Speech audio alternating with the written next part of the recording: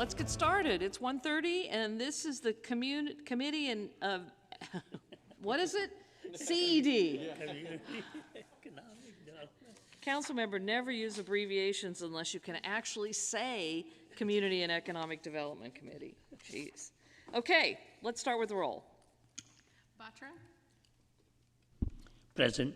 Ortiz, Present. Kamei, Here. Vice Chair Torres, Present. Chair Foley. Here. Thank you. Great, thank you. Going through the agenda, we don't have anything to review in the work plan, and we don't have anything on the consent calendar, so we're just going to jump right into the reports. Happy last committee meeting of the fiscal year. Man. I know, yeah. Who's going to applaud loudest? Council didn't cheer loud enough for that one. So, Carlos, you're first. Economic Development Activities Report. Saludos to the committee and members of the public. My name is Carlos Velasquez. I'm the Public Information Manager for the Office of Economic Development and Cultural Affairs, or OEDCA, if we're talking about acronyms here. I will be sharing a recap of our office's recent activities and communications in the previous quarter of April through June. Workforce development, also known as Work to Future, is an important division within the OEDCA, helping residents get the skills and coaching to find a new job, get a promotion, or start a new career. In April, we hosted the Spring Career Fair with San José City College, the 5th job fair that we've hosted in the last year. More than 550 people attended, including 85 employers and resource providers, making it the largest turnout yet for a job fair that the city has hosted. Our next job fair is going to be in August, and this time at the Mexican Heritage Plaza, and we'll be sure to share more information about this event as the date nears. You can also see on the slide some of the other programs that our workforce development team are launching this summer, such as the Pathways to Self-Sufficiency program, which is a partnership with the Santa Clara County that aims to help 40 unstably housed youth adults gain the skills and experience needed for permanent living wage employment. We look forward to sharing with you the impact of this work in future updates. Our business development team supports and collaborates with many organizations to provide local entrepreneurs with business advice, trainings, and assistance. In April, we were happy to sponsor one of our partners, Prosperity Lab, in their launch of their first of 3 cohorts for ME, Motivando, Educando, Empoderando, also known as Motivate, Educate, and Empower, a Spanish language entrepreneurship program for women business owners and entrepreneurs here in San Jose. Studies have shown that since the start of the pandemic, female entrepreneurs face unique challenges such as increased caregiving responsibilities, mental health and well-being, and lower access to capital and funding. So as you can see on the slide, 27 mujeres or women have been part of the first cohort, with the next one starting in July. The program is open to all business owners in San Jose, and we encourage people to visit Prosperity Lab's webpage, which you can see on the slide, to sign up. One of the favorite things among our team and office is celebrating new businesses in San Jose. In May, we celebrated the launch of 5 new retail shops inside 2 storefronts on Paseo de San Antonio in downtown. These all women-owned shops represent the first phase of Moment Downtown San Jose, a partnership between the Office of Economic Development and Cultural Affairs, San Jose Downtown Association, and Moment. The program lowers the barriers for local creative small businesses to establish their retail storefront in downtown and includes space improvement grants and marketing support, all with the goal of transitioning them into a permanent space. More Moment pop-ups in downtown will be announced very soon, next month, and we look forward to sharing the news with you.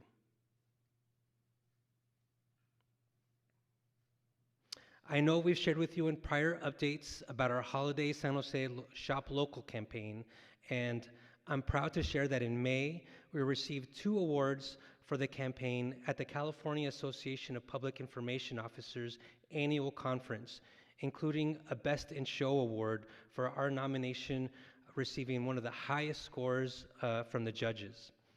While we're incredibly proud, we know the focus is always on our small businesses, and I'm happy to say that the holiday campaign continues as an ongoing Shop Local San Jose page and campaign with regular updates and spotlights on social media and ads, all meant to help attract people to visit, shop, or dine in our unique businesses and neighborhoods. Also in May, the OEDCA hosted Small Business Empowerment Day at City Hall as part of the National Small Business Month. More than 200 San Jose small business owners and entrepreneurs attended, taking part in workshops to help them use AI to enhance their small business or budget-friendly online marketing tools that they can use to advertise their business. We were happy to also welcome California State Treasurer Fiona Ma, who in a conversation with our own Blage Zalalich shared some of the state programs that benefit small and medium business owners here in San Jose. Our team will continue to host events that bring business owners together, as well as share information regularly on free small business advice workshops. We encourage folks to visit sjeconomy.com to sign up for the monthly e-newsletter or follow us on social media at sjeconomy to see a full list of the workshops that we share once every 2 weeks. In May, the Office of Economic Development and Cultural Affairs launched another program to support our local small businesses and entrepreneurs. Through our partner, Elevate Community Center, there are now free legal services available for San Jose-based small businesses. Services such as contract drafting or review, litigation, incorporation, and business formation services, and more. What's better is that these services are also offered in Spanish and in Vietnamese. The flyer on the slide shares the webpage where people can sign up for this free service, and we'll be sure to share details about an upcoming in-person legal advice clinic that Elevate will be hosting on July 18th.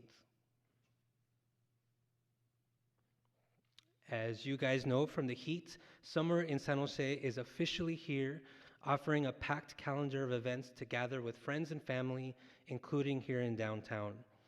Last week was the launch of City Dance San Jose, a monthly free all-ages dancing series in downtown San Jose.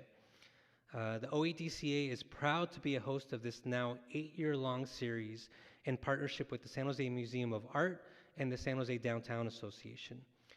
You can also see on the schedule, on the slide, that there's going to be an amazing number of events that are happening this summer, many that you can see on the slide. We recently published a guest blog by the San Jose Downtown Association highlighting these and many more events not to miss, and we'll be sure to share with you information to your offices. I know that this past weekend was also the launch of Summer of Soccer, all the watch parties that are happening on San Pedro Street. I heard back that they had about 1,000 people attend these events this past weekend, so they're looking forward to having a lot more activity as the tournament progresses. In our last quarterly activities update in March, we shared how U.S. News World News and Report ranked San Jose as the #1 California city for quality of life for 2023 and 2024. Well, we have another notable recognition. Biz2 Credit ranked San Jose as the #1 city in the U.S. for small businesses. The rankings measure annual revenue, credit score, and the age of businesses among small businesses in San Jose. This recognition was also covered recently by Forbes magazine, highlighting the economic work of the city. While we are aware of the limits of each survey, of these kinds of surveys and rankings, they still offer an interesting glimpse into the operations of established businesses here in San Jose, our position relative to other cities in the U.S., and the importance of our work to address business equity and strengthen the economic ecosystem. And finally, speaking about strengthening the business ecosystem, we were happy to welcome in April 2 new members to the business development team, corporate outreach officers Noel Rabago and Doug Moody. As we've reported before, large businesses are important to the economic health of San Jose. with 2% of 2% of the businesses in San Jose employing 65% of all jobs here in San Jose, in the city. It is important that we retain these employers and the needs of those looking to locate here.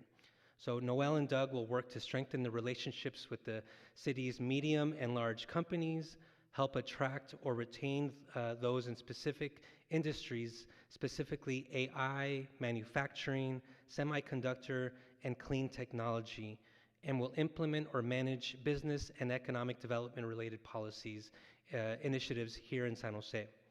They've been great additions to the team, and we look forward to sharing the impact of their work in future reports. This concludes our report, and I'm happy to answer any questions from the committee. Great, thank you. Do we have any members of the public who wish to comment? There is no public comment. Okay, then I'll start with Councilmember Torres. Great. Thank you so much for that presentation. We see it every single day on how our Office of Economic Development and our cultural office as well. It's a long acronym.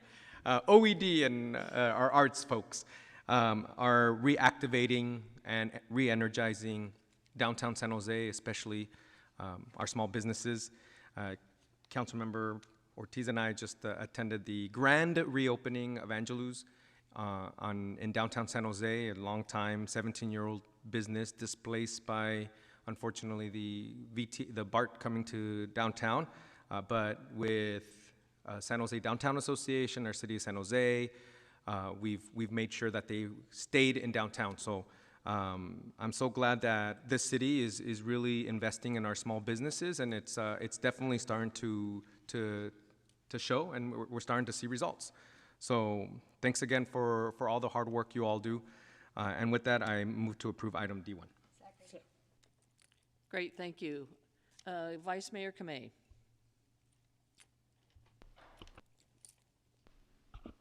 Thank you so much, and thank you, Carlos, for sending me when the events come out.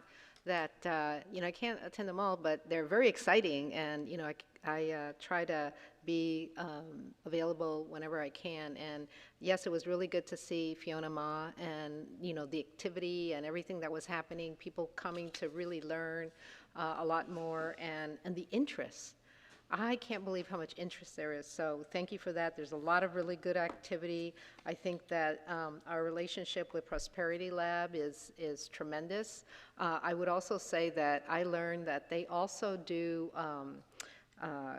training for food vendors, and I'm hoping that something could be done before the holiday time frame where you get all these random vendors all over the place, and maybe have a strategy on being able to provide some of that training and somehow, sort of like contain some of the issues that may arise in terms of food vendors that are not licensed or not permitted or not whatever, it sort of could be a health and safety issue. There hasn't been, but, I also think that even in some of our parks, I've had complaints even in District 1 about alcohol being sold, just out in the street in a park. So I think that, at some point we're going to really need to come up with a way of dealing with this. And it's not just downtown, it's in different areas. So I know that that's something maybe in the future we can think about. I want to thank the OED staff. We had a very, very, very successful Dia de San Juan. As a matter of fact, today is the actual Dia de San Juan.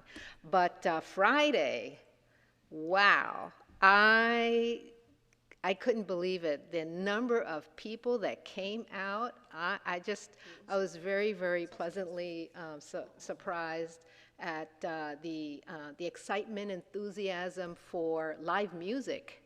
And thank you to my colleagues who were able to attend. I especially want to thank Omar Torres, who knows how to dance. He really did well on the dance floor, and Peter and others who attended, And we also had the support of the mayor who helped out too. He wasn't able to attend, but it was great, just the excitement, and we didn't know what it was going to be. This was just the first time we had a salsa festival, but it was good. It was really good, and I think people enjoyed it very much. So thank you for all your work, and thank you for upcoming and exciting things. I think that people are ready to come out. So that's just wonderful. Thank you. Councilmember Batra. Thank you very much for, many activities you describe, which are making a difference in terms of the economic prosperity and the activity we are bringing into. One area I wanted to know is that, in the downtown vibrancy, we're trying to attract events, we're trying to attract the conferences, we're doing those. Our major part of that vibrancy is probably local, the people who live in downtown or in the university students, and the second group would be the people who live in suburbs.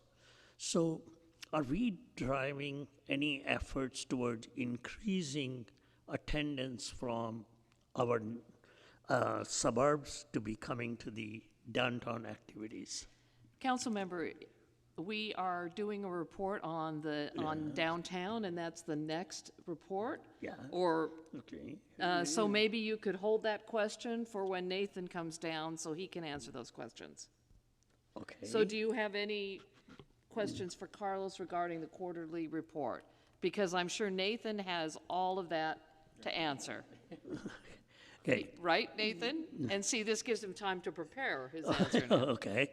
All right. So that was the intention in that one, deferring the question. Okay, that's good. Okay. So in terms of the business attraction, the new businesses we have talked about in economic activity, one of the primary area we're trying to go is build this as an AI city. Is there anything to report on that front? Well, as I mentioned, we're just welcomed to the team two corporate outreach officers who are really going to be working on strengthening our relationships to existing and potential organizations, companies. So I think hopefully we'll have a much more progress to report out on in the coming months. Okay. All right. Thank you very much. Okay. Thank you. Good report, Carlos, and congratulations to the team for the award. That's really exciting. I'm also excited as a former small business owner that you are now offering free legal advice through the partnership to small businesses. That's one of the areas that small businesses actually need the most help, and it's the most expensive for them to locate an attorney who's going to work with them because they don't have enough legal work to keep an attorney on retainer. So when they get one, they have to locate one, and then they have to be available, and they're expensive. So the free legal advice is great. Also, whenever you have the job fairs or anything else, please push it out to the council members because that's really good information for us to put out into the newsletter. And finally, I don't know Doug, but I do know Noelle. She was a neighborhood leader in my district until she moved into District 6, I think. Sadly, I was sorry to lose her, but we are so lucky to have her because she's a very organized, a lot of energy, and I know that she'll really do well in that role. So those were good hires, both of those. With that, let's vote.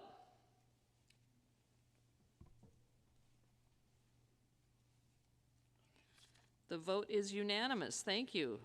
Moving on next to the Downtown Annual Progress Report. Thank you, Carlos.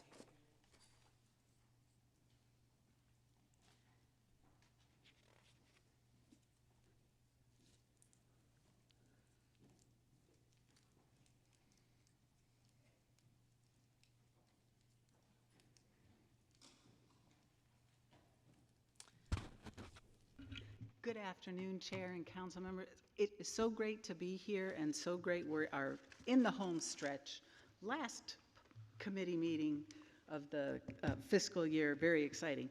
And I just wanted to slightly take a couple seconds to introduce Nathan and, well, the whole team with Chris Arkley, because this weekend, as emblematic of all the great things, San Jose, especially in the summer, is on fire. And just to highlight, and I am going to start with a huge shout out to Vice Mayor Kamei, with a passion and commitment and also having fun. The Salsa Festival, when I first arrived there, and that was with people are still arriving, 1,500 people. People have been doing the clickers, and everybody was dancing. Didn't matter if you were in the designated area or on the sidewalks or right in front of Makla. It was effervescent. And so that has to be an annual event, we've now decided.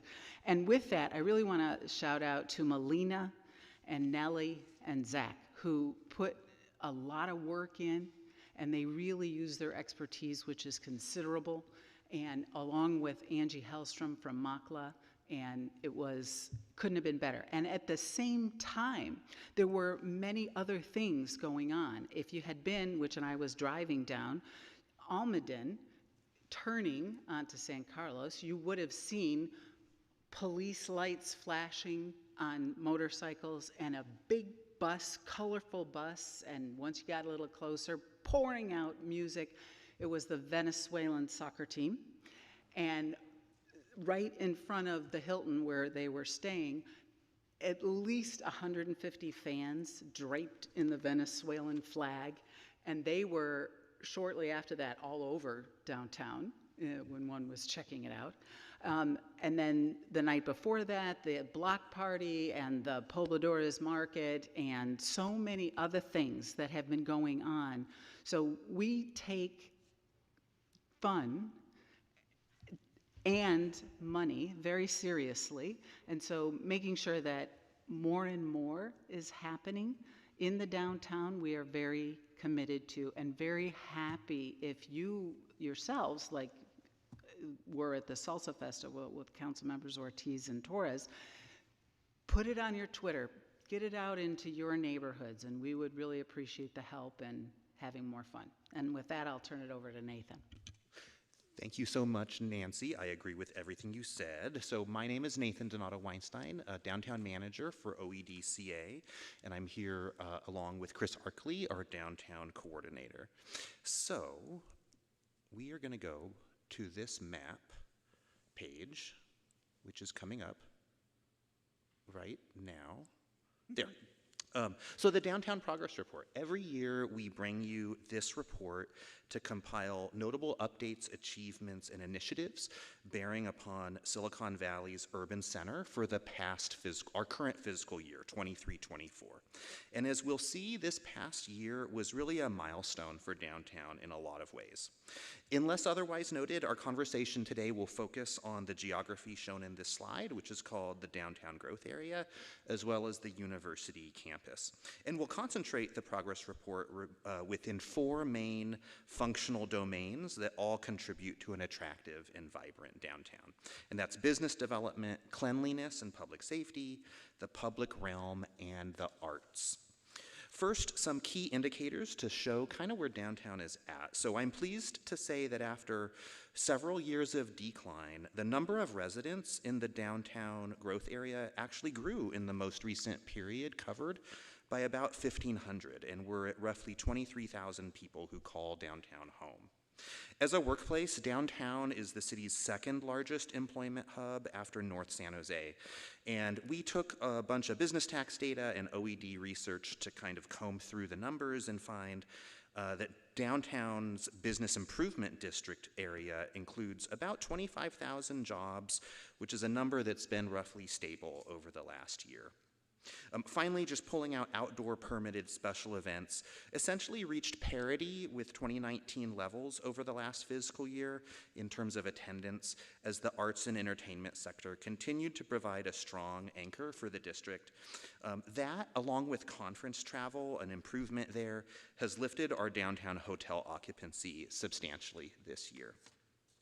Over the last year, visitation rates, as measured by cell phone data, continued to grow, meaning more people are coming into and moving around downtown. And this chart shows mobile device pings as a percentage of the same time period for 2019, so creating kind of a recovery rate. And the data show that visits are really being driven by our nighttime economy, so people coming in for entertainment and weekends. And where we still have room to make up is daytime, so that Monday through Friday kind of office hours. And that's largely for reasons we know about, because downtown, like the region overall, continues to see high levels of work from home. And that's a good segue to turn to business development, starting with our office industry. The last fiscal year was a real milestone year in terms of new construction with the completion of 200 Park Avenue. That's downtown's largest ever speculatively built office building. It adds about 1 million square feet to downtown's 10 million square foot building base for office. And it provides a building type that's really designed to lure tech tenants. Now, this is a progress report, but sometimes there's pauses in progress. And we did see that this year as Boston Properties opted to pause construction on their Platform 16 project at Autumn and Julian Street until conditions improve. That said, there are office tenants who continue to see the value in having a downtown location and who signed new leases this year. And what's exciting about the employer logos on this slide is that they represent what makes downtown so special as a workplace environment, and that's really our industry diversity. So professional services, which is all that great accounting and attorneys and real estate. Government, a huge kind of under-heralded anchor downtown, and it's not just the city. Technology, education, and nonprofits really anchor downtown. It truly is an industry melting pot. And while office leasing is really slow regionally, there are still tenants in the market considering downtown plans. And our hope and our goal is that next year's progress report will contain more exciting announcements. So looking at ground floor retail, dominated by food, drink, and entertainment, these are just a few of the notable openings during the fiscal year. And we're really lucky to have in downtown the support of the Downtown Association's business development staff, alongside our small business ally here in PBCE, both of which help small businesses find space and obtain proper permits to open. And that includes Angelou's, who, as Councilmember Torres mentioned, kind of had their ribbon cutting today. And just because we do have an audience, we want to tell everybody that starting Wednesday, when they open to the general public, to please go patronize them. It's so new, it didn't make the deadline for the progress report. So Carlos mentioned Moment Paseo in his quarterly update. I just want to add this. This is our pop-up program. Downtown has its share of vacant storefronts, and it's gone down a little bit over the last year. Moment is not going to fill them all.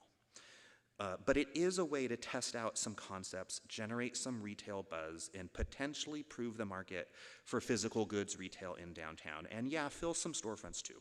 And we're really excited the next 2 spaces we've said publicly will be on Post Street in the next month or so. All right, turning to residential activity, last year we saw a drop-off in deliveries of new homes in downtown. While downtown has over a dozen fully approved projects, few have been breaking ground.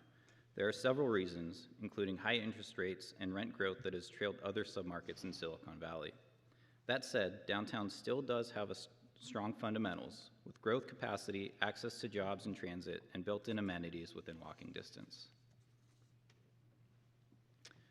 A vibrant downtown rests on a base of cleanliness and safety. As a true urban environment, downtown has unique challenges, but also benefits from special resources. In fiscal year 23-24, Groundworks completed its first year following a renewal and expansion of service area. Each month, Groundworks' 50-person team provided an average of more than 1,000 pressure washing hours and removed more than 3,300 graffiti and 1,000 biohazards. San Jose Police Department launched a new community service officer downtown detail. CSOs do not respond to crimes in progress, but assist in investigations and provide a sense of police department presence. While it's been filled on a voluntary overtime basis, the first permanently assigned CSOs to downtown are expected to launch in July. Also, the return of Field Training Officer program to downtown will further add capacity and presence within the district. The crisis of homelessness is visible everywhere in Silicon Valley, including in downtown San Jose. The goal of outreach is to connect with the unhoused, build trust, and provide them with services and ultimately housing solutions. Downtown benefits from having 2 outreach providers who provide dedicated service here. The city's contracted provider is People Assisting the Homeless, or PATH, which has a robust team of case managers, clinicians, and housing problem solvers. Over the first 3 quarters of the fiscal year, PATH served nearly 600 individuals downtown and helped place 185 in shelter. Last year saw the launch of the Social Impact Team, a product of the Property-Based Improvement District. SIT provides outreach and collaborates with various agencies, including PATH, to support the unhoused with connections to services and resources. To date, the Social Impact Team has made 4,000 outreach contacts and 2,000 referrals. Public realm and activation describes the quality of experience in the space between buildings, how our parks, streets, sidewalks are utilized. The last fiscal year saw 2 major upgrades to our downtown park portfolio. October saw the complete reconstruction of Pellier Park, an important historic site. In March, the Parks Department finished an upgrade of Plaza de Cesar Chavez, sponsored by adjacent property owner Jay Palco. The refresh added turf, seating, chess tables, umbrellas, and even ping pong tables. Finally, the Bright Street mural on San Pedro Street, spearheaded by the Downtown Association, was completed last month and was made possible by the permanent closure of the street from Santa Clara to West St. John, which the City Council approved in January. The arts and entertainment industry has really anchored downtown's recovery since the pandemic. Downtown is the premier South Bay destination for cultural events, festivals, and the arts. So far in the calendar year, the Office of Cultural Affairs has permitted 61 special events. These 61 events total 147 event days are expected to draw an estimated 600,000 attendees to downtown. That represents 60% of events citywide, 70% of event days citywide, and 86% of event attendance citywide. This highlights the role of downtown as the city's cultural event center. Another aspect of our downtown cultural scene is corporate events and business travel. This year saw new groups like Synbio Beta and F5 join returning groups like Fanime and Open Compute Project. But the year was headlined by NVIDIA, which returned downtown for their biggest conference called GTC. Multiple city departments alongside VTA collaborated to ensure a safe, clean, and enjoyable experience for the 20,000 attendees of this conference. The result was sold-out hotels, restaurants, and venues bursting at the seams.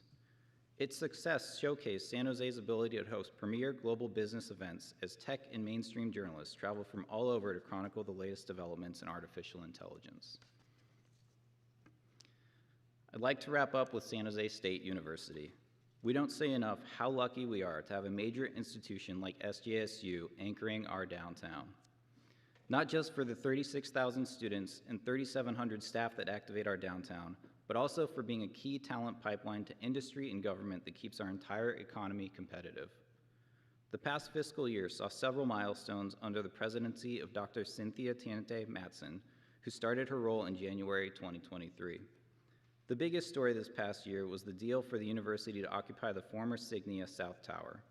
The tower will house up to 700 beds, 124 of them affordable, injecting new life at the doorstep of Paseo de San Antonio and Plaza de Cesar Chavez. Also, the university and city began collaborating on efforts to enhance the university's presence and branding throughout downtown, beginning with a colorful banner campaign. Meanwhile, a major on-campus milestone occurred this past fall with the opening of the new 161,000 square foot interdisciplinary science building, the first new academic building in 30 years, which aligns with the campus strategic growth plan. Finally, the MLK Library welcomed Nirvana Soul. The cafe is the latest for Nirvana Soul, which started just down the street in SoFa.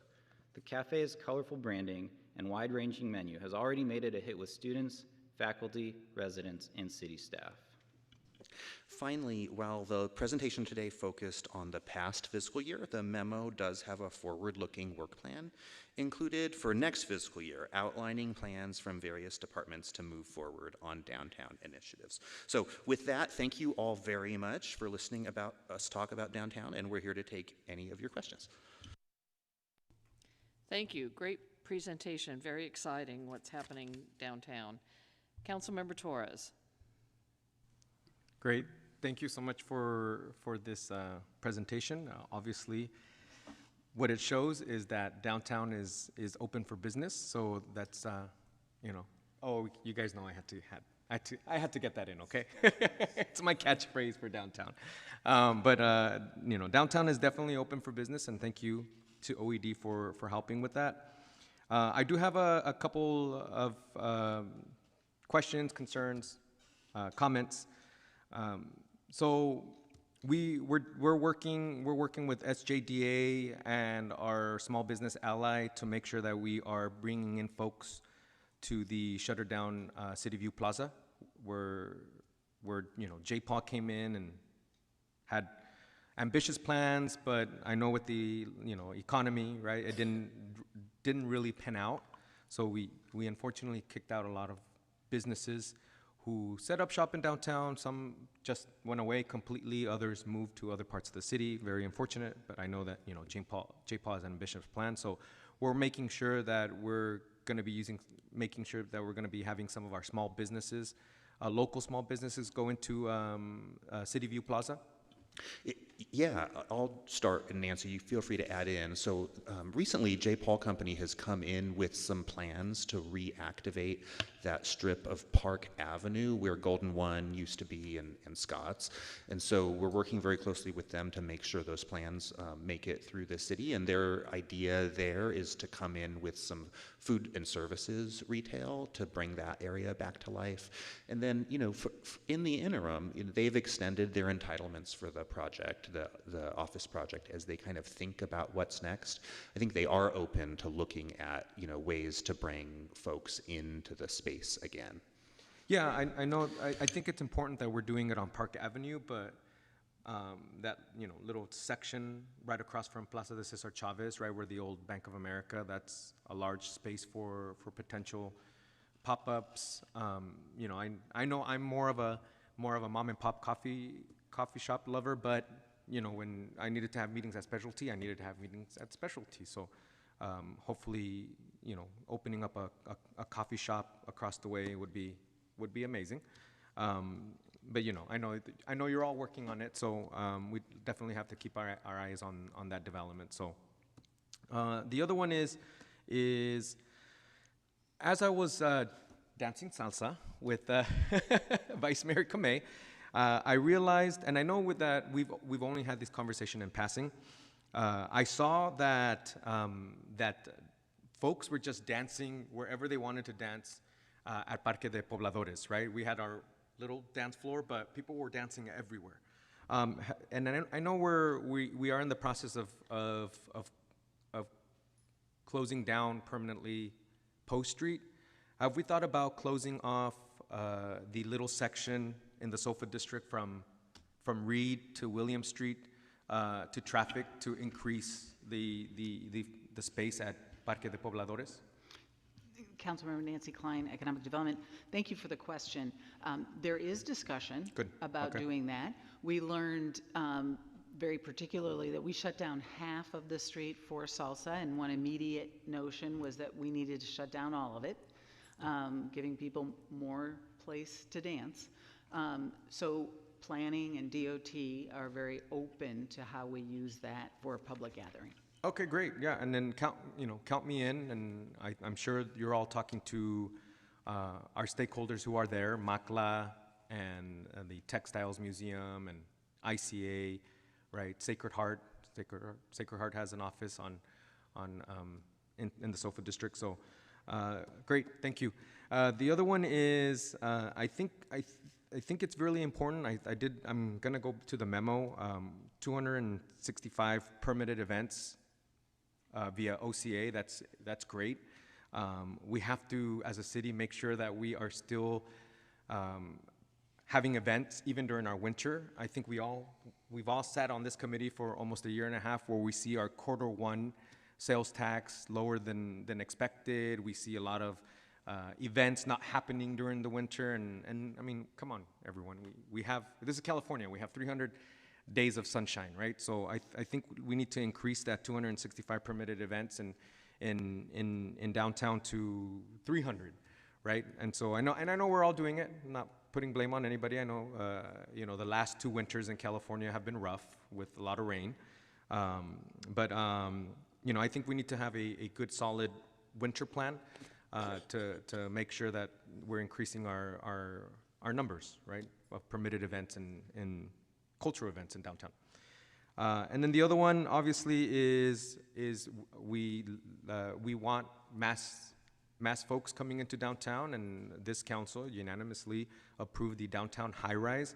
And so I think our developers, hopefully our developers stop using that, projects can't pan out or pin out, because we are giving them a pass on park fees, et cetera, right, affordable housing fees, and so they can't continue to blame bureaucracy to build. So hopefully a year from now, during the next progress report, we've had groundbreakings for the high rises that have been installed. So yeah. So anyways, great work, everyone. And with that, I move to approve item D2. Second. Thank you. Councilmember Ortiz. Thank you, Madam Chair. Want to echo Councilmember Torres's comments in regards to the appreciation of OED and OCA's work in the downtown core, but really throughout the city, supporting our small businesses and activating our public spaces for the community. We've really seen, I think, a renaissance in our downtown. I lived in San Jose all my life, and I haven't seen this many people coming. Yeah, I think personally, I think it's even more active than before the pandemic. So I'm just really excited about the work, and I think our city has come a long way when it comes to working with our small businesses. There's, of course, I meet with small businesses every day, and there's concerns about bureaucracy and permits and conditional use permits and encroachments and da-da-da-da-da and all the fees. So of course there's stuff we could look at, but still I think it's important to acknowledge we have work to do, but also acknowledge the progress that we've made. And I think we've made a lot of progress, and our council should be happy about that. So I do just have a few questions, since we're talking about downtown.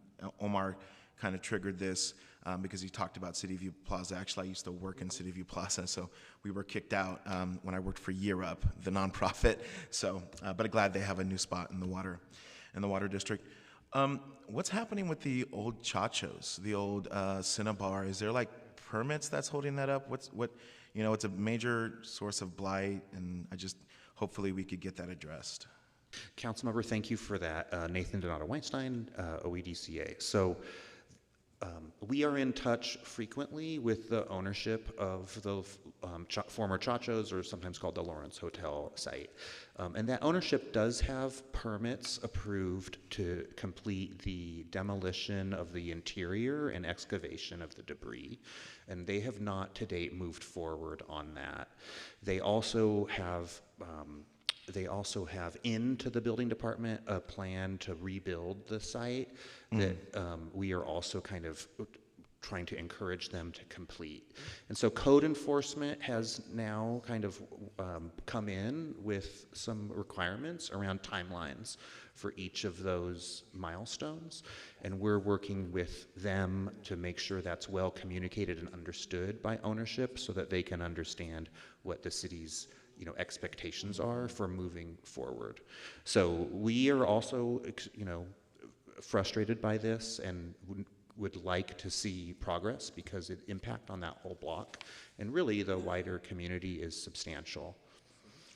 Yeah, no, I appreciate that. Thank you, Nathan. And it's a shame we have to go in there with code enforcement to kind of force them, but I feel like it's been long enough. And San Fernando Street, when Cinnabar was there, when Chachos were there, San Patricios were there. It was such a activated corridor, and I'm really looking forward to when we could call that place back to being its original standard of quality. And Councilmember, I would just add that the staff has been meeting regularly on this with a goal to facilitate the reopening of the sidewalk. So kind of for Okay. immediate next steps, it's really critical that we get that sidewalk reopened, because the kind of configuration now pushing people out into the street is not good, right? And so we understand what's needed there and are working towards that goal. My other question, since we're trying to facilitate the activation of our downtown spaces, the Alfresco program. That was a very popular program during the pandemic. Obviously, it's been sunsetted. Is there a reason why we haven't thought about bringing that back to downtown to, facilitate the activation of our spaces? Well, thank you for that. And I think, it's important to realize we do have a permanent parklet program, right? So, the building staff, public works staff, and OED are ready to facilitate any business owner's interest in utilizing the on-street parking in front of their business, and we also have some funding available to help that, right? And so I think what's been hard is we've transitioned from the temporary parklet program to the permanent program, is just meeting the requirements around creating a kind of a safe permitted space takes a little bit more. And so I think we are interested this fiscal year in kind of spreading the word more to the business community about how we can help facilitate interest in that. I think something that's been raised to me, and correct me if I'm wrong, because I talk to business owners about this, and they oftentimes don't know exactly how the city works. They say that it's quite expensive to establish, like, I guess a parklet is the proper word for it. Yeah, outdoor seating, I guess. I think talked to one business owner, I don't know if this is true, but he said it, for his space, he had to pay like a couple $100,000. It's like, are we looking into like how this could be barriers to economic development in our city core? Yeah, I would say, so first of all, it's fair, right? The costs are often driven by construction costs, which can be substantial, as we know. One thing we've been doing is working with the Downtown Association to kind of envision what are some kind of template projects that would work downtown that could be kind of more attainable for folks. And so we're expecting those kind of template designs to come to fruition this year, and we would love to help spreading the word about those opportunities as we move forward. But it's true. I mean, construction costs have escalated for all types of projects, including things like a parklet. Well, I hear you, definitely construction is a cost, but like some businesses, they had it already and they had it illegally, and so like the infrastructure was already built. It was more about, navigating the bureaucracy that was really the root of expenses. So you may see, I may work with some of my colleagues to explore an avenue around that, whether it's in downtown or in like urban villages, just to figure out like how we could properly utilize our public spaces. And then I only got 3 minutes, so final question. Since we were talking about Angelou's, when they did get displaced by VTA or whatever that development was, they had, it took about a year, right, for them to navigate all the different permits, and, they had to get a new place. Is it possible, and I think I've mentioned this to Vic and Nancy in one of our meetings before, but is it possible, like, for businesses that are getting displaced, especially businesses who had a permit, conditional use permit, to be like grandfathered into their new location, since it wasn't their decision to leave that site? They were essentially displaced. Councilmember Nancy, Economic Development, do you mean take their permits and put them to another site? Either that, or make it so that they don't have to pay for the new permits, or expedite them, some sort of like relief for these businesses that are being displaced, because they're already struggling to survive, and then they have to go through all these processes. Like a year to get open in downtown San Jose, that's kind of unacceptable. That's a lot of red tape that they had to navigate. So I'm just trying to think of like, what are ways we can, expedite that? Yeah, how can we be more creative? Exactly. That's one of the things that Chris Burton, planning, and the rest of us are thinking about, and that's actually a part of what council approved with downtown high-rise, is looking at further diminishing costs. Some of it is, because we looked at that when you brought it up, and I don't know Yeah. if Rosalind recalls, one of the challenges, you have to have CEQA for each project. You can't bring your CEQA because it's a different site. But doesn't mean we shouldn't stop trying to be creative. Yeah, or maybe, there could be some negotiation for, the property owner that's displacing them to cover some of the bill or something. I don't know what sort of authority we have with that, but definitely something I'd like to look into. Thank you so much. Thank you. Thank you, Councilmember. Vice Mayor Kamei. Thank you. I too would like to thank you for all your good work. I know it's been a lot, but it's really going in the right direction, so thank you so much for that. I want to piggyback on my colleague, Councilmember Ortiz, on San Fernando Street. If you're in a wheelchair, that is a terrible place to try, where the Chachos was. It's terrible to try to maneuver, like, where do you go, right? And I think that we've tried to really work hard with the property owners. I know that we don't like to go to the point of code enforcement or anything like that, but what's happening is that if you're a mom pushing a stroller or a dad pushing a stroller, it's also dangerous, right? And that whole area, to me, is so blighted. I think the time has come where, yes, we're tolerant, but not to this point. And so, I'm glad that you are going to try to get the street open again, but I look at that and, hey, I've been on for a year and a half, and it's still the same. So I just feel that there is going to be a point in time when, no, we're not doing that anymore, right? Because, we need action, and it's not just, oh, well, like 6 months from now. That means that in the next 6 months, if you're in a wheelchair, you have to go out in the street, right? Why is that okay? Why is it okay for the public to have to do that and not have the property owners take care of it? I just think that the balance between what is okay to work with someone and what the public has to endure is going in the wrong direction. So I'm a little bit stronger than my colleague in that if they don't take care of it by the end of this year, boy, we have to take, stronger actions, because it's just not okay to keep that the way it is for, I don't know how long it's been, but it's been quite a while. So I just feel a little bit like I want you to know that I'm watching that thing and that it needs to move forward one way or another, because, I think we've asked the public, whoever's walking in the street, to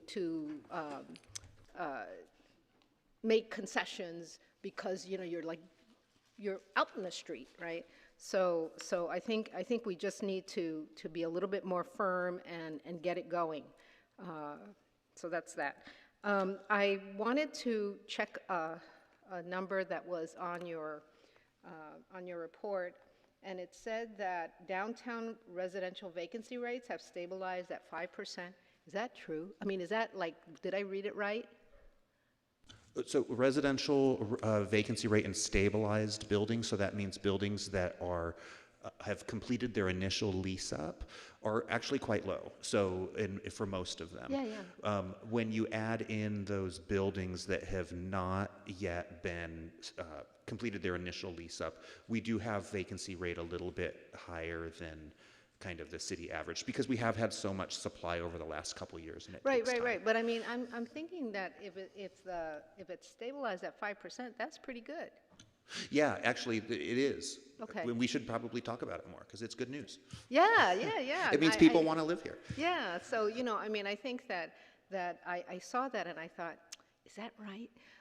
Because we always talk about vacancy, but on the residential side, it looks like it's doing pretty good. So congratulations. Thank you. Thank you. Councilmember Batra. I think I will ask my other question now, but I want to clarify on this vacancy rate. We know we have a large office vacancy rate, but the 5% on the residential one, isn't there actually a shortage of the housing here with considering the student population and all that? Yeah, I mean, I would say we need so much more housing downtown and citywide, right? And so, yeah, there is a housing shortage, absolutely. So yes. Especially, go ahead. go ahead, Nancy. Yeah, no. There's always people moving in and out, so there's a certain, I don't recall what the average is, but a certain number of days when the unit is in the process of being released. And then that's part of where you get that 5%. Okay, all right, yeah. Because I know the students have been struggling to find, and dorm doesn't have enough capacity, and outside has been difficult for them to get it. They can't afford it, that's the issue. Okay, all right.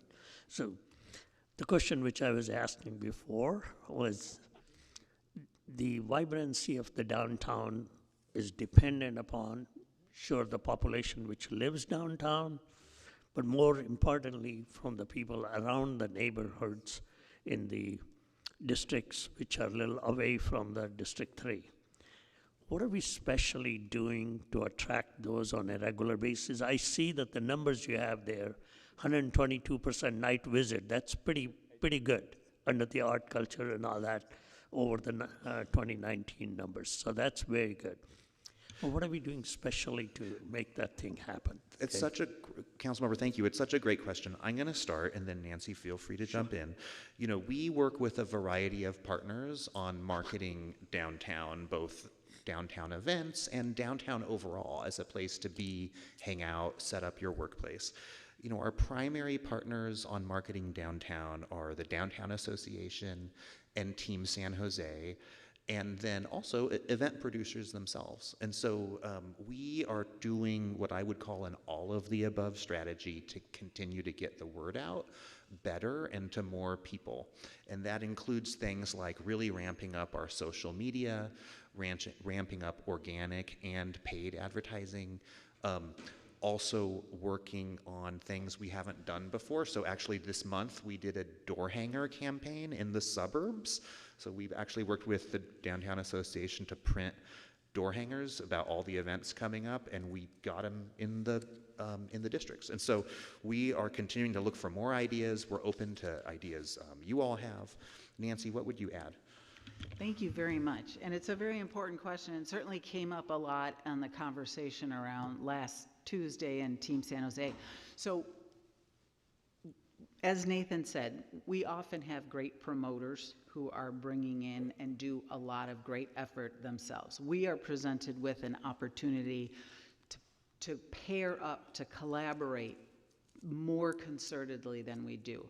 Airport, OCA, Downtown Association, us, who am I missing? I'm missing something, but also San Jose State, and the Sports Authority. That's what I'm missing. And there is work already begun since last Tuesday to think through how we cooperate more cohesively so that it's not popcorn style, but we're much more aware of what each other are doing, and so that we're sharing material that we're thinking about, as council members were mentioning.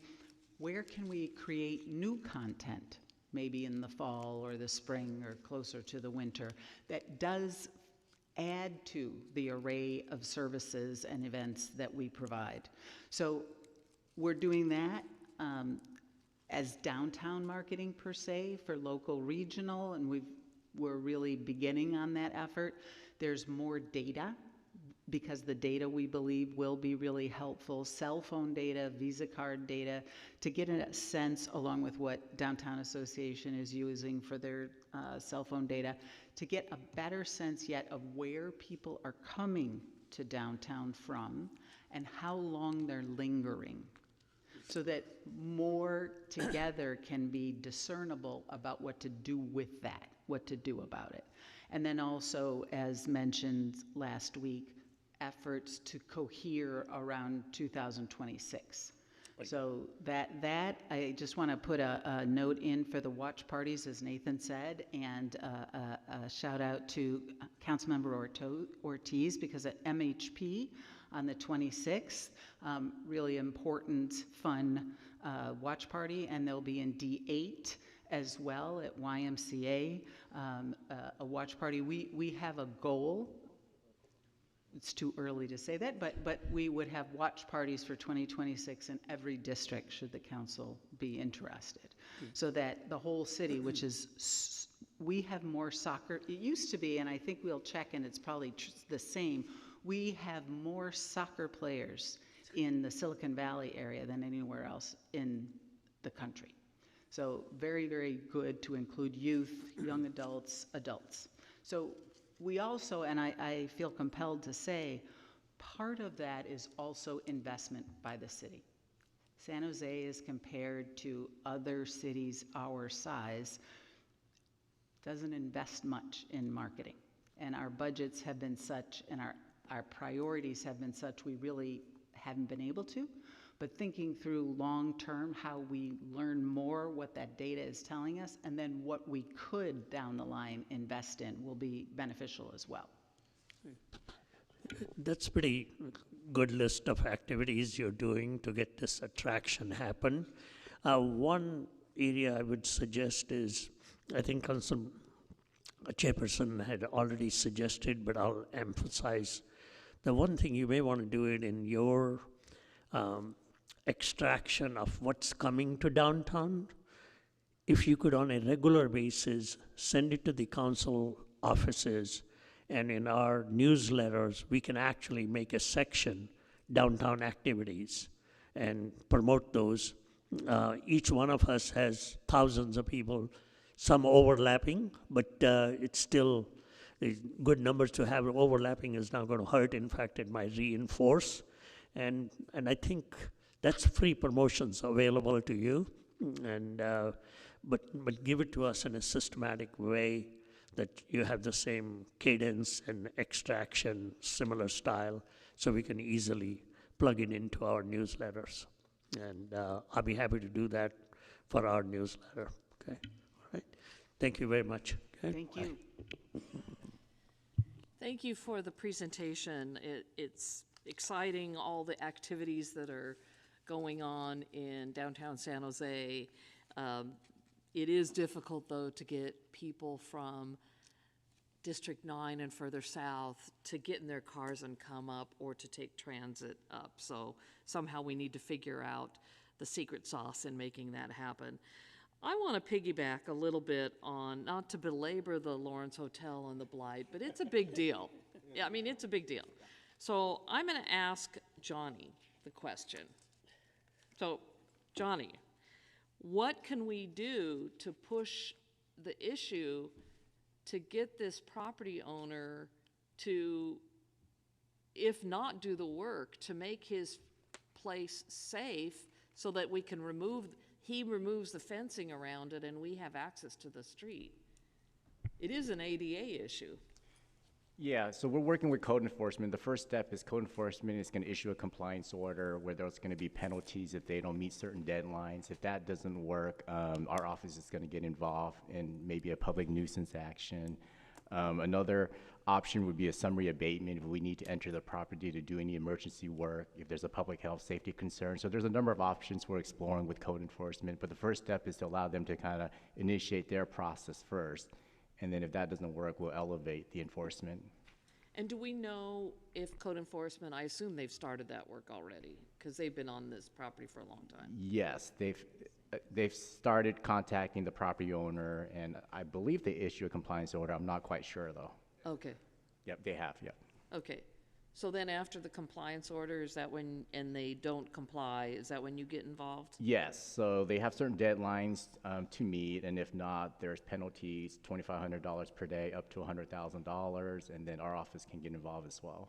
Okay, great, thank you. I know we have a study session on blight coming up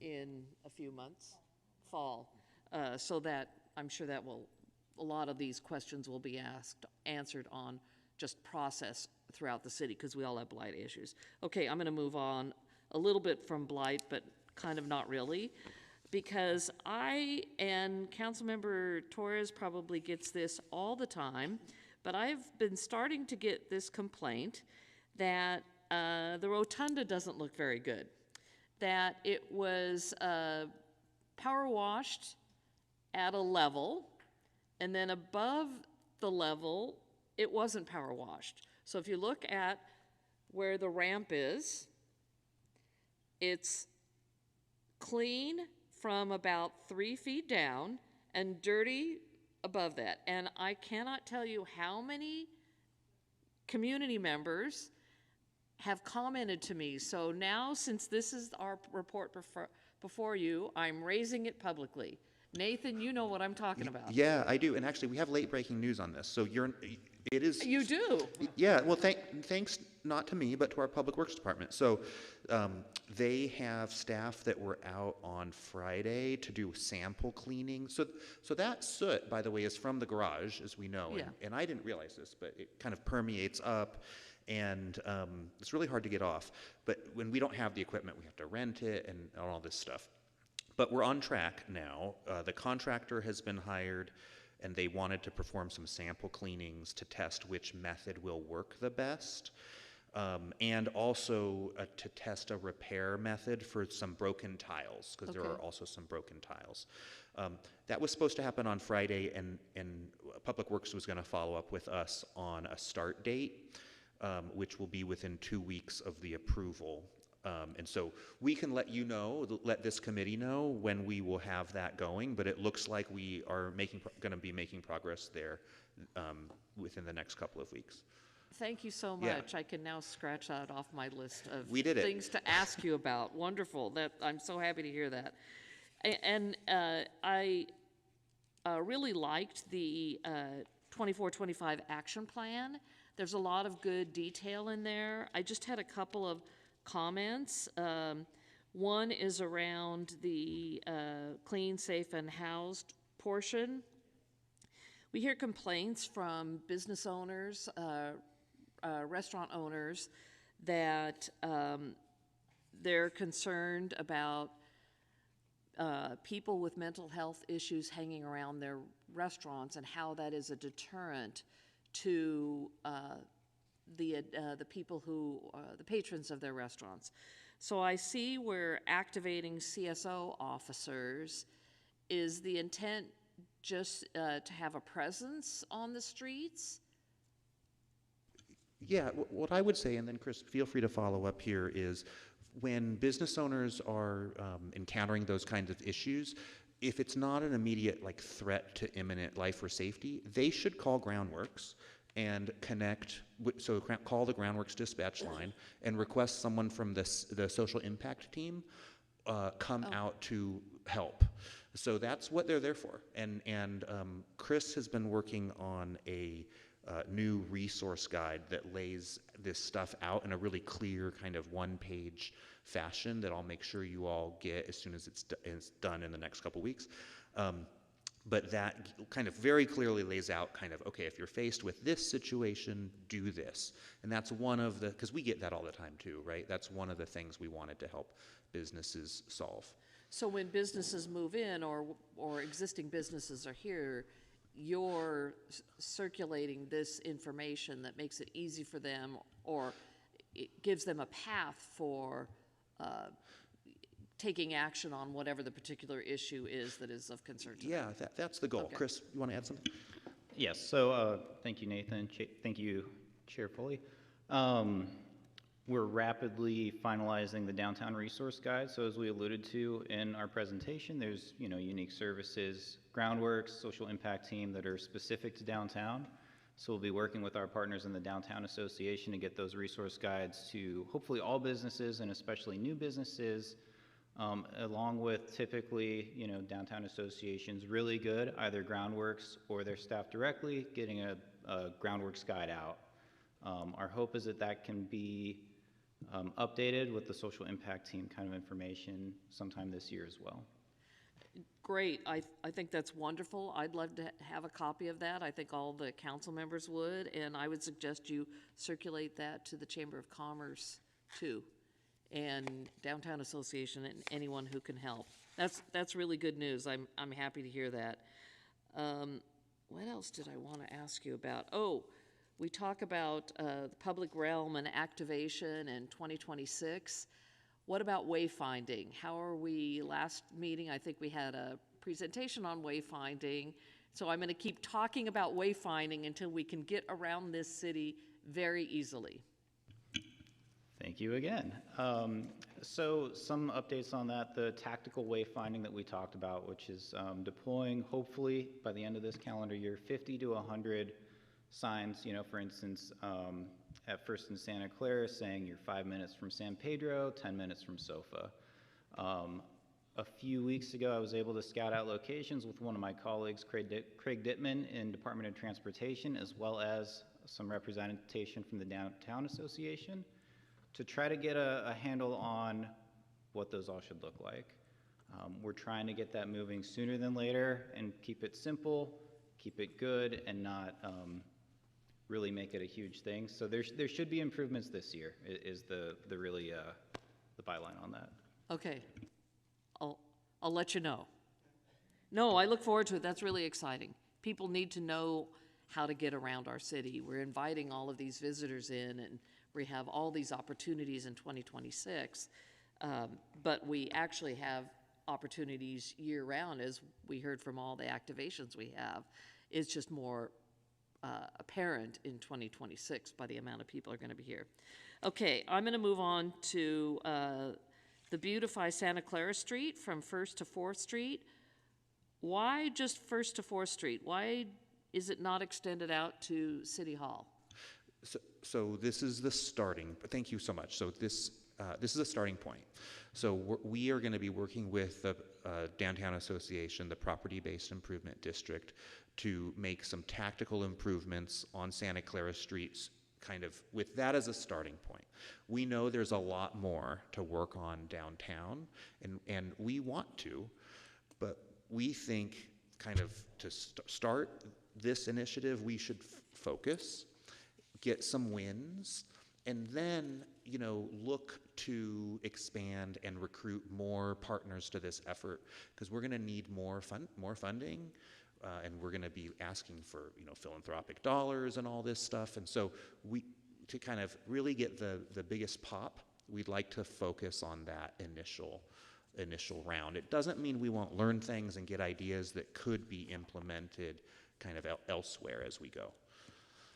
Great, thank you. And then last thing is I really love the idea of the pop-ups, and actually I look forward to go shopping because I need some crystals. Truthfully, I was thinking about that the other day. I need to change the chi a little bit. At any rate, thank you so much for your presentation. That was great. I really, I'm excited about what's happening in downtown. Let's vote.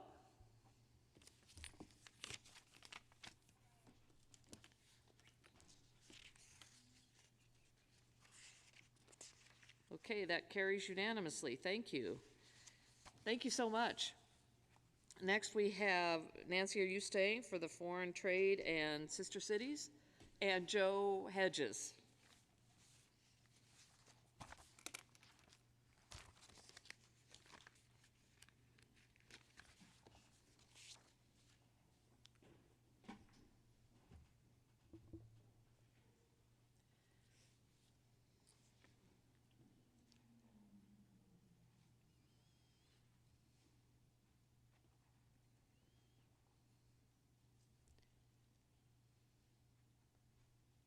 Welcome, Joe.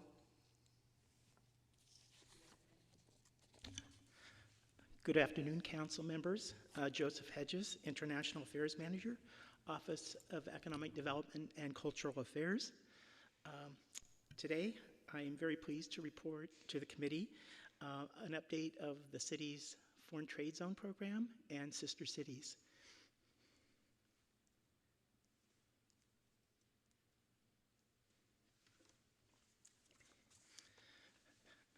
This year, marks 90 years since the United States Congress passed legislation to establish foreign trade zones in the United States. The Foreign Trade Zone program is among the oldest economic development programs in the United States. This year also marks 50 years since the city of San Jose applied to the federal government to establish a foreign trade zone in San Jose. That foreign trade zone in 1974 consisted of a single warehouse site in North San Jose. There has been great change in the foreign trade zone program during that time. The city of San Jose is the grantee of Foreign Trade Zone 18, and the city administers this federal program as a public benefit to San Jose and also to the region. The Foreign Trade Zone advances economic development and also advances manufacturing, trade, and supports jobs.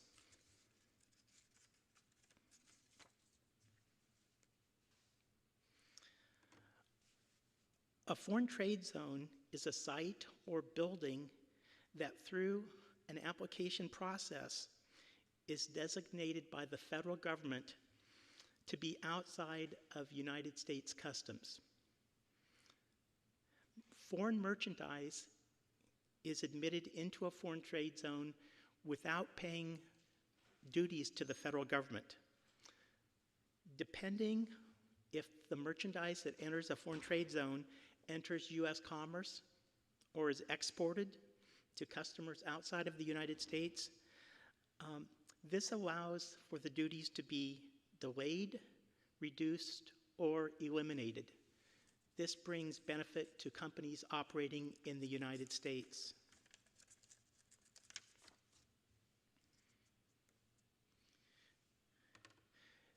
Through the federal legislation, a grantee, such as the City of San Jose, administers the Foreign Trade Zone program for their region.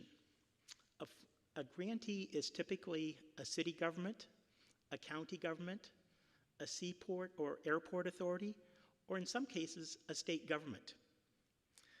The service area of Foreign Trade Zone 18 is San Jose, and also the cities and towns in Santa Clara County, Santa Cruz, Scotts Valley, Fremont, Hayward, Newark, and Union City. Any property within this region that is zoned for a business use is eligible to be a foreign trade zone site. So we're not limited on a specific area. As long as it's zoned for a business use, it can be a foreign trade zone.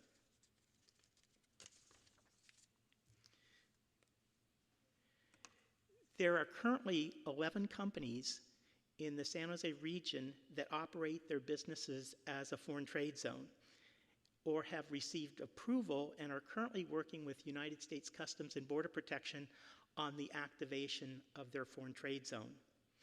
Most of these companies have manufacturing authority, and there is a separate application process through the federal government and through the city for a company to have manufacturing or production authority.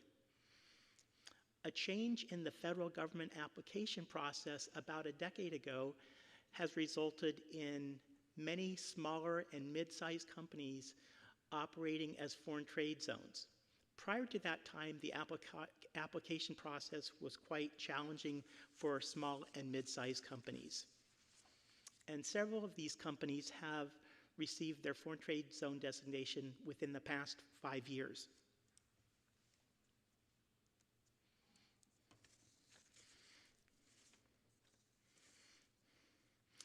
The foreign trade zone brings financial savings and operational efficiencies to companies. As mentioned, federal duties are delayed, reduced, or eliminated, and this is where the greatest cost savings is achieved. The foreign trade zone is also a stimulant for foreign investment into the United States, as many foreign-owned companies import products into the United States from their home country, and so they have gained foreign trade zone status in their U.S. operations. The foreign trade zone is a program that enhances the global competitiveness of companies operating in the United States.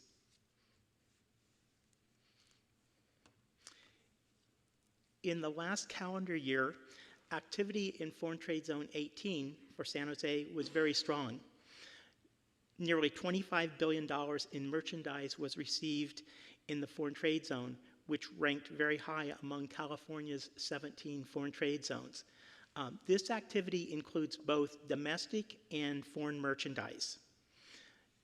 In 2023, the exports from our foreign trade zone exceeded $6 billion, and over 30,000 individuals were employed in the foreign trade zone. The Office of Economic Development and Cultural Affairs is currently working with 2 companies on new foreign trade zone projects, and we anticipate that these projects will be approved within the next fiscal year.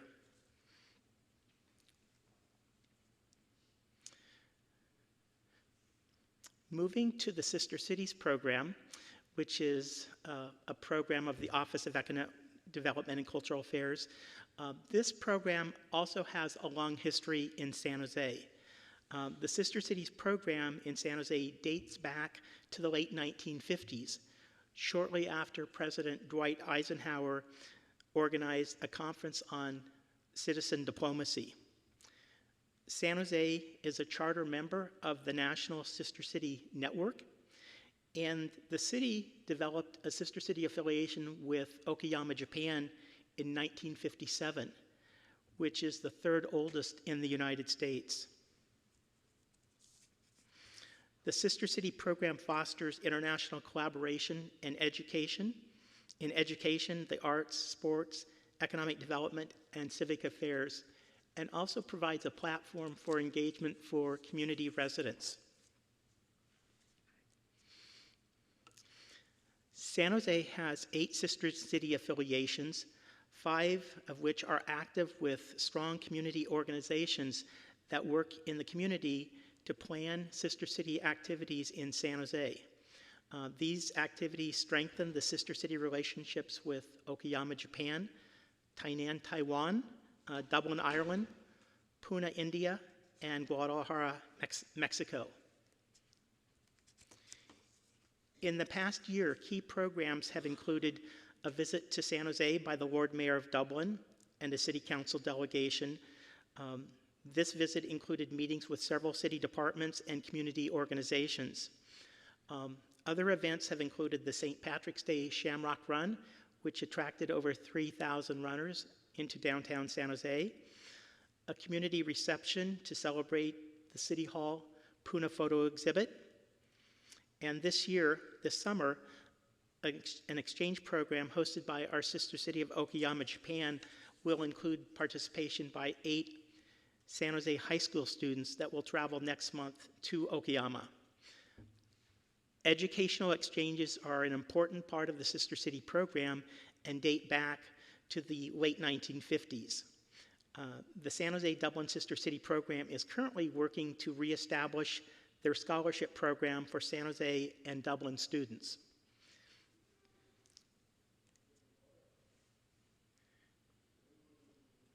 And these photos show Okayama Castle in our sister city of Okayama, part of the Sister City photo exhibit, and also a monument. The center photo is a monument that was donated to San Jose by our sister city of San Jose, Costa Rica.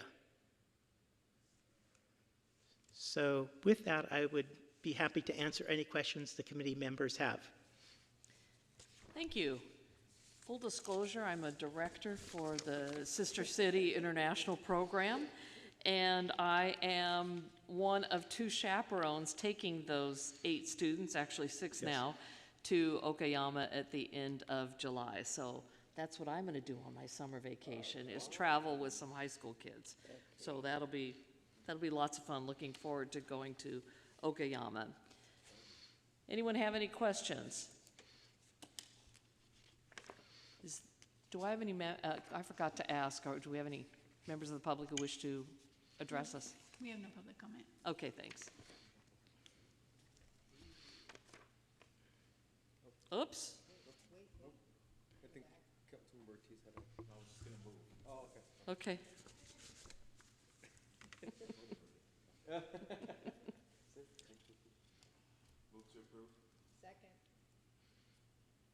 Anything else, Councilmember Ortiz? Okay. Vice Mayor Kamei? I just wanted to thank Joe for all his work. You know, there's been a couple of times that the mayor has not been available, and I have subbed in a little bit, and he always has everything prepared. And I just think that that's wonderful when, you know, other dignitaries, other mayors come over and we meet with them. You have it all set up. So thank you so much for your work. Thank you. Joe, I do have a special request. Yes. At one of my parks, Door Park, we have a trailway that Yes. has in concrete is the name stamped or printed of all of our sister cities. It's really faded and it can't be read anymore. Can we get a refresh over there? Or how would we go about and ask for a refresh? I believe the Parks, Recreation, Neighborhood Services is aware of that issue. I was contacted by the department recently and went out and looked at that and took photos and provided them with information that they, I believe, will need to do some reconstructive work because the sister city names are faded. Wonderful, that's great. My staff asked me about it today, and I told them it was timely because you were coming before us, so that's wonderful. I'm glad to hear you're on top of it. Thank you. Yes, I would add that Mayor Dorr was the mayor of San Jose when the sister city affiliation with Okayama was established. And so. Oh, hence the reason it's over there. Yes. Oh, see, you learn something new every day. That's great. I didn't even know Mayor Dorr was a was a mayor. Okay, thank you. Any other questions, comments? Then let's vote, if you haven't already. Looks like one has not. Then that is passed unanimously. Thank you so much. Final report is housing stabilization and eviction preventive status report. Eric, welcome. This is your first time before us, I believe. That's true.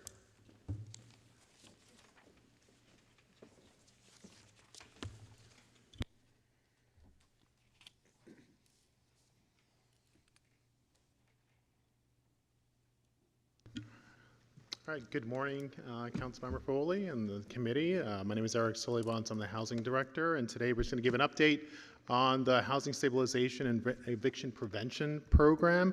Just update on this report, and I'm joined with my colleagues, Emily Hyslop and Rachel Vanderleen.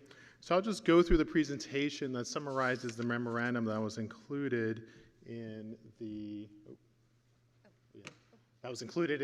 report. So to the first slide here, so the goal of this program is to provide supports to both tenants as well as to housing providers to ensure that tenants are stabilized within units as well as housing providers can provide a decent, safe housing unit. So this program focuses on both eviction prevention, where do we find avenues of intervention to ensure that we can bring housing providers and tenants together to prevent eviction where possible.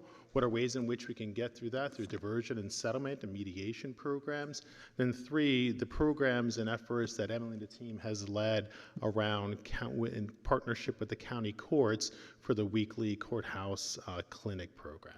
So these 3 programs have been quite successful over the last year. So this slide just briefly captures some of the outcomes that have occurred over the past year. Over 5,000 residents have connected to resources. Those resources are financial as well as informational resources that have helped avoid premature as well as forced evictions.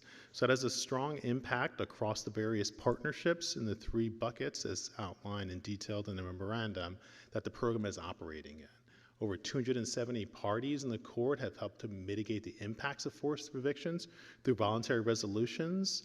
And I'll ask Emily to kind of talk through some of the details of that program and how it creates opportunities for tenants and for landlords to come together to mediate some of these opportunities prior to executing on an eviction court.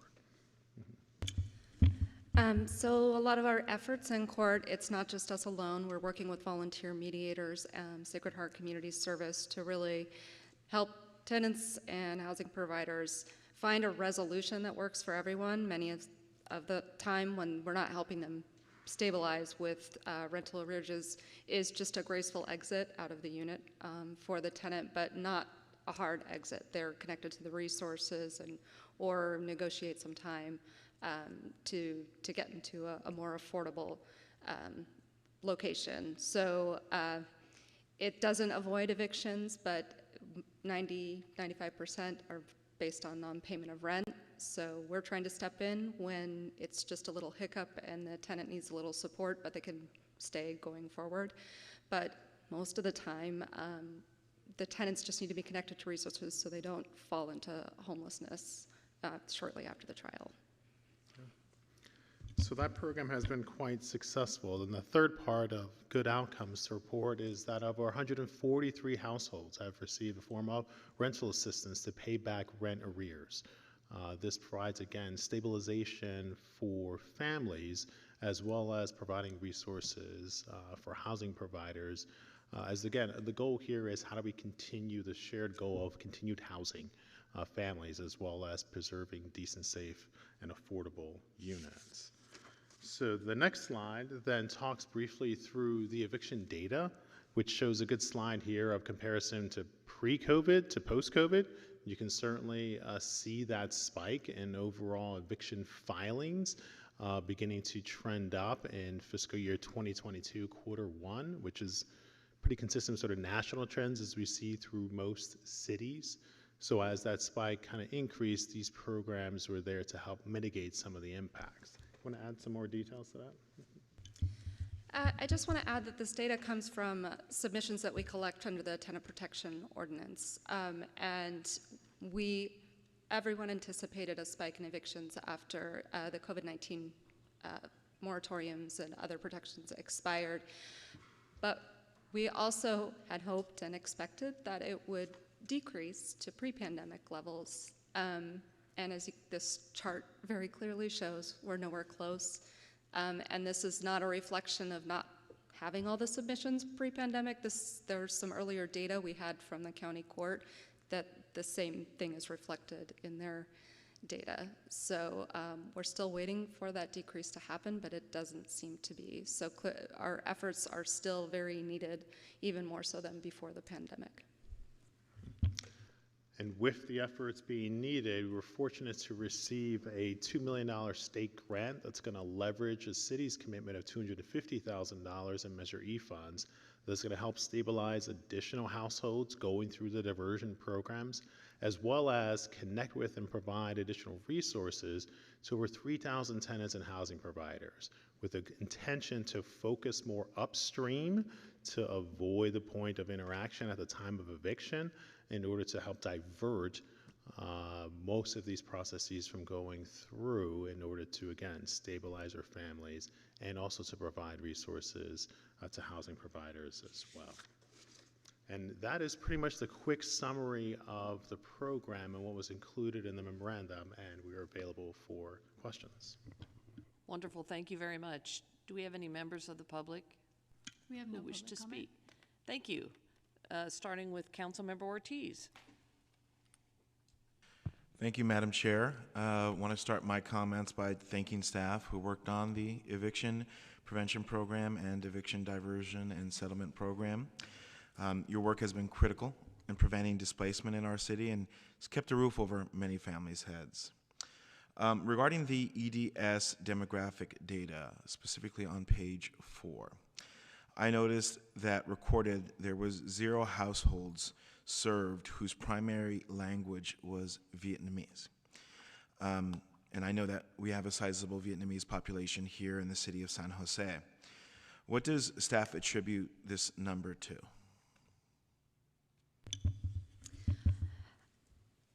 First, I'll say some of this data may have been the language that the tenant was served in. This also means we are not reaching, when we target people, they are already in court.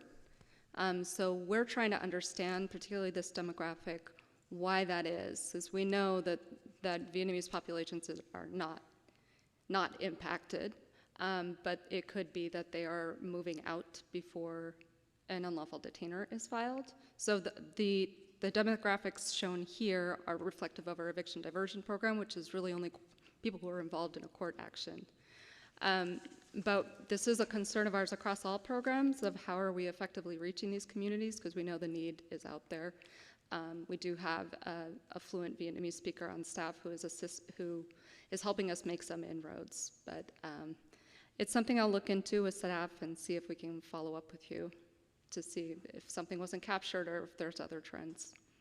Yeah, I'm very concerned about there being 0 households we worked with. It may be that, I think part of it is that maybe members in our refugee immigrant community of the Vietnamese population don't understand the court process or how to even get to that level. So I really hope that our housing department can develop a strategy to properly engage it. We have various different Vietnamese community groups that we can leverage and work with throughout our districts that already have relationships, with the population. So,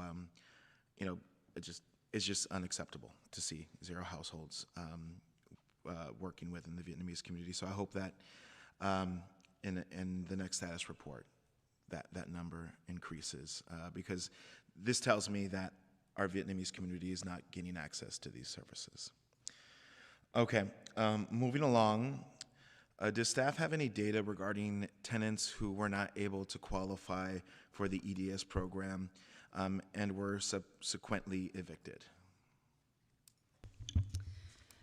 So the number of people that we screen for the EDSP program is not all tenants that are involved in the court action. It's the ones where the owner's interested or there's some possibility. Most of the time they're found ineligible because they don't have a job, there's no prospect, and unfortunately they're not going to be able to pay rent going forward. So all our program would do is pay the housing provider and the tenant would still be out. It's very hard to say who's actually evicted.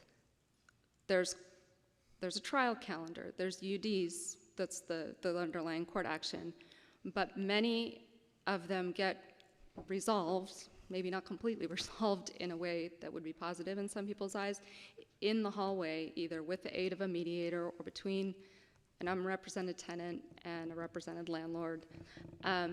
And we don't know what those are because those are confidential agreements. And part of most of these agreements is to mask the entire unlawful detainer permanently. So all unlawful detainers are masked for 6 months by law.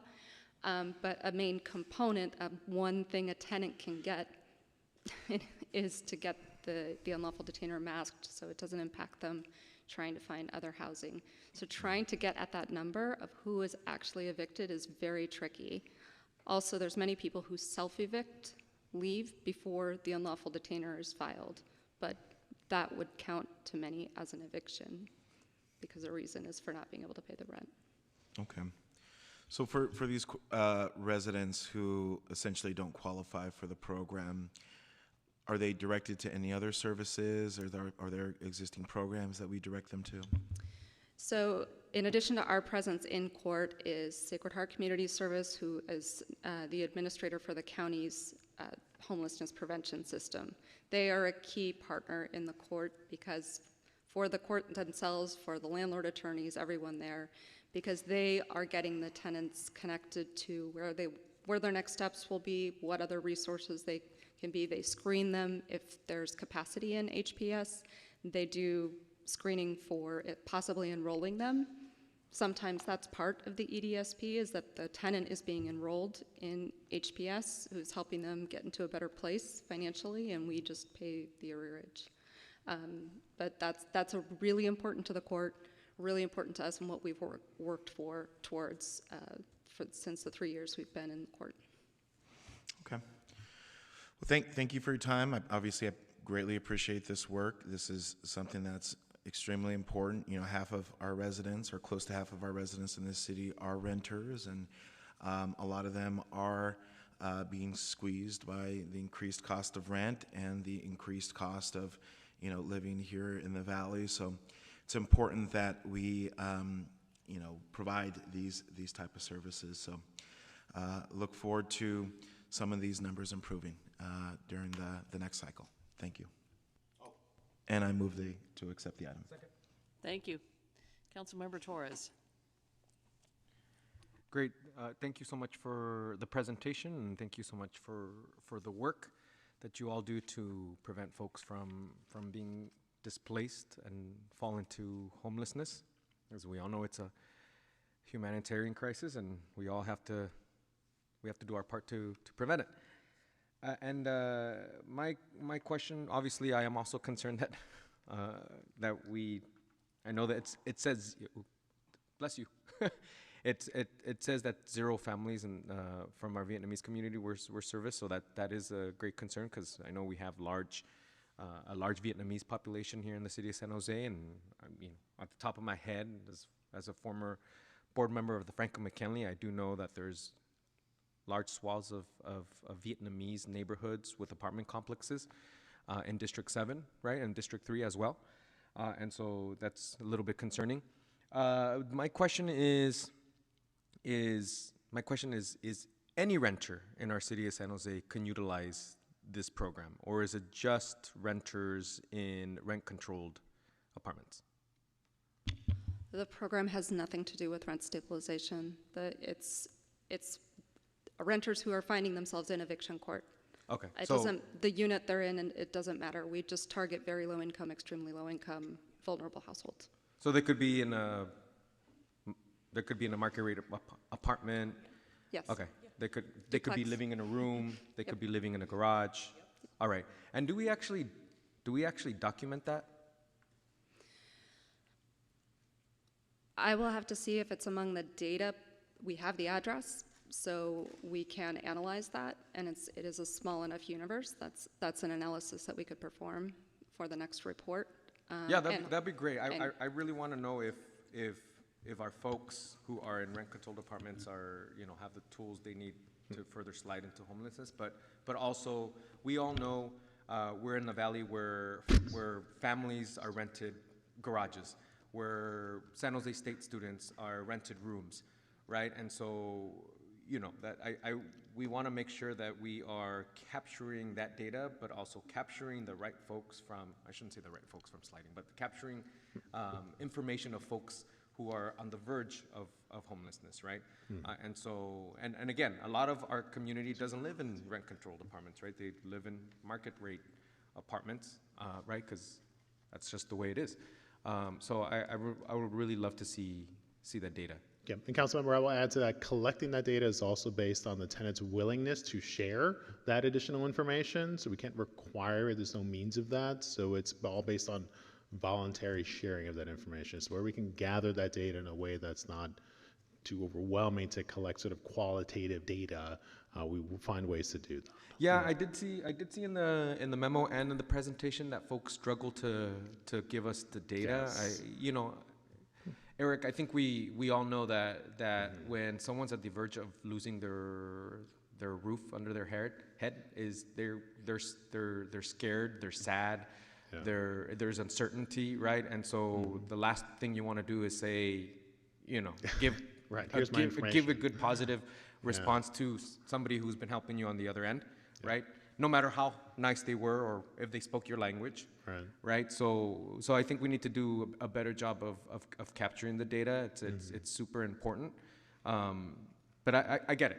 Folks probably don't want to. They just want to be done with it and go look for another place to live, right? So, but yeah.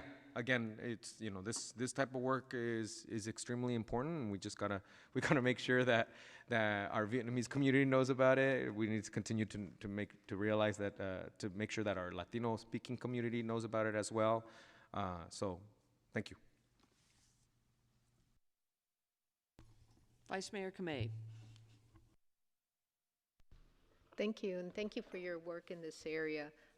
Prevention if we can prevent someone from falling into homelessness, that's a big, big deal. So congratulations on getting the $2 million grant. I think that that's critically important. I'm wondering, I worry about the funding, and obviously if you have more resources, you're able to do a lot more. And I know that the department is pretty good about trying to look at as many opportunities as possible. But, I'm just wondering, I understood that the Law Foundation had been a little bit tapped out, and so should we be concerned, or, I'm just thinking in a year when, we saw declining revenues for the city, right? It's great that you got the funding, but in terms of sustainability, certainly this is an area that we want to continue, and I know you'll continue doing applications and all of that, but what is your sort of strategy to move forward on, future funding, or, is this a problem? Because I wonder about, you serve so many, but I'm sure that there's so many more out there, right? And prevention really helps a lot. And I know the county is also trying to do some work in the area of prevention, but just wondering what your strategy was. Yeah, so Councilmember, thank you, and Vice Mayor, thank you for the question. So as we look forward into the overall program, we're going to be coming forward in the fall with a rent stabilization program strategy, and part and parcel of that strategy is also going to be looking at ways in which we can capture more folks upstream, as well as a component we're going to be looking at around where we can make intersections around the topic of right to counsel, but not exclusively, because that has very limited impact. But where do we find folks further upstream to mitigate some of the impacts in order to avoid experiences of homelessness? And Emily, can you provide a bit more details on that strategy? So, a bulk of this funding currently goes towards the diversion program, and that's like direct payments to owners. But a lot of the activity that's still impactful, done by staff, we are training our rent stabilization staff on all the resources and the techniques for helping people. But we do have some challenges, and that's a cost recovery program. And to Councilmember Torres's point, people are living in all sorts of situations that may not be covered. So trying to figure out, and that's one of Eric's challenges, I'm sure, the next year, how we continue to give this effort with or without the diversion money. We will still look for grant for opportunities. We'll ask for more earmarks, but we know it's tight everywhere. But that's our general strategy right now. Yeah, because by the time you get to an unlawful detainer, you're really down the line, right? And things look really bad. But if you can do it a little bit before, but capturing that is really difficult, because no one is gonna just show up and say, oh, I'm not paying my rent. But having legal advice is certainly helpful for them. So thank you. And if you don't mind, Vice Mayor and Eric, I do want to bring up too, we just finished an RFP for neutral tenant landlord counseling and dispute resolution that I'm really excited about. This is not legal advice. This is providing information and helping tenants and housing providers communicate with each other, resolve problems before it gets to our program, before it gets to the court. And we've had 2 applicants. We expect to get into contract in August or September, and we're hoping that this is one of the ways we can approach getting to people way, way, way, way further upstream before the rock grows into a huge boulder rolling down the hill. That's terrific. Thank you for doing that. I think that we have to come up with multiple ways in terms of trying to solve the problem. So yeah, I'd be glad to hear in the future how that goes. So thank you for that. Vice Mayor, Rosalind Huey, I'm just thinking that just popped into my head, the regional bond measure that's coming up on the ballot this November. Obviously, the focus for that is new affordable housing, but I think there is provision for both stabilization, preservation, and so that might be, assuming the measure passes, another funding source that would be very instrumental. Yep, that's correct. Yeah. Thank you. Councilmember Batra. I think the tenant stabilization or from the eviction, protecting people from the evictions is very important because, as we know, if and they become homeless, the cost to the society and to them are pretty high. Okay, so any effort in here is really useful, economical, and all of that. Okay. Now you pick up all your people from when they are in the court, when the evictions have been filed against them and they are in the court system, or you find anywhere else? Primarily in court. Occasionally we get either people who come to our program, but they already have the eviction lawsuit and they're responding, and we screen them there. And we get a couple referrals from the homelessness prevention system where they have someone who's enrolling, who's in the situation, who might be eligible for the program. But it's not enough funding or staffing to be advertising this. This is really a laser-focused program to get people who are right at the precipice. No, that makes a lot of sense. Now, are you able to pick up all the ones which are in eviction court, all the cases in San Jose, or you're selective about it? Our first question is, do you live in the city of San Jose? Because these are San Jose funds. We talk a lot about the eligibility for the tenant, but we also need buy-in from the housing provider. Do they want to be in this program? Do they want the tenant to continue, or are they done? So they're a willing partner. So there's all these elements that need to be satisfied, and willing to have the tenant stay there as long as they could pay rent. And I will add to that, Councilmember, just in bringing together both housing provider and the tenant is a critical part of it, because otherwise it is potentially on one end spending funds for the tenant who then ends up coming back, or two, on the other end, spending funds with a housing provider who then still has an objective of moving the tenant out. So there has to be mediation between both. Yeah. No, that's fine. That you pick up the cases which will be likely to be resolved because you got both parties willing. Okay, but you do talk to every one of the cases there. Then take the one with the high probability of being successful. That's great. Okay, now.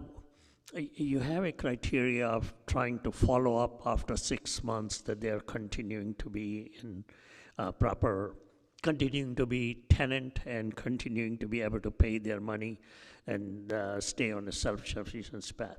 Now, have you had cases where you had more than one time what you will call a repeat people needing help, or repeaters of some kind, and not in a bad way, but the circumstances?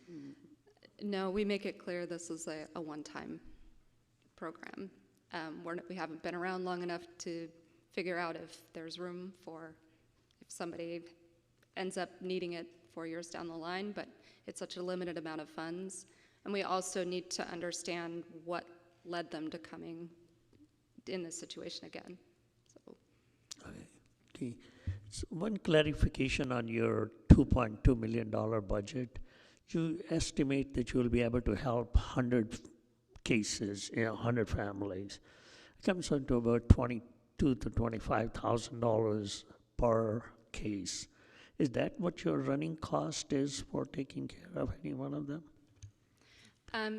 So the 100 number is just the diversion cases, but we do all this other work in helping people with that soft landing. So we guess about 10 to 15,000. It's usually, the average has been about 11,000 for a case. And then other costs are staffing, going into court, answering the phone, getting people connected to resources, helping walk-ins. Okay. Just to add to that, Councilmember, on the slide it shows that it's also 3,000 other folks who will be serviced by it. So it's not just the 100 for the 2.2 million. It's also the 3,000 others who will receive information and general services provided by program and program staff. Okay. All right. Thank you very much. Keep up the good work.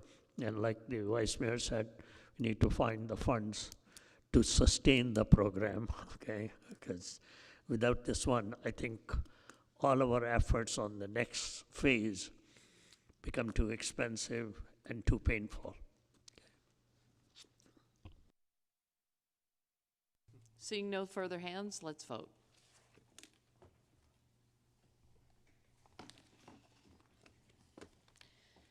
Thank you. That motion carries unanimously as well. So concludes the regular part of our meeting. Now it's time for open forum. I don't see anybody in the audience. Do we have anybody?